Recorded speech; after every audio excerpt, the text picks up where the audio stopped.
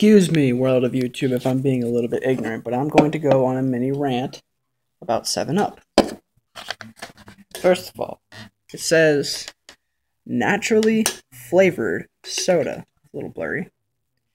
Now my question here is, whenever you squeeze a lime or you squeeze a lemon, is that not juice that comes out to make the natural flavor? Because I believe it is. But if we go upon closer investigation, this contains no juice. In fact, if you look at the ingredients, there is no mention of anything besides the words natural flavors. But how can it be naturally flavored if there's no actual juice in it? That is my suspicion. Marcus, this is cool. If you look inside of a pop can, you realize that's where the pop is at.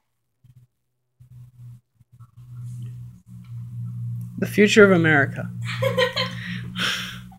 This is the future. We're all doomed because we have... Oh, it looks cool inside. Look at it. Yeah, my pop's clear, so... Mine's gone. Alright, let's see if I can rant about anything else. Let's look at these. Oh, what's this? Under the authority of Dr. Pepper. Oh,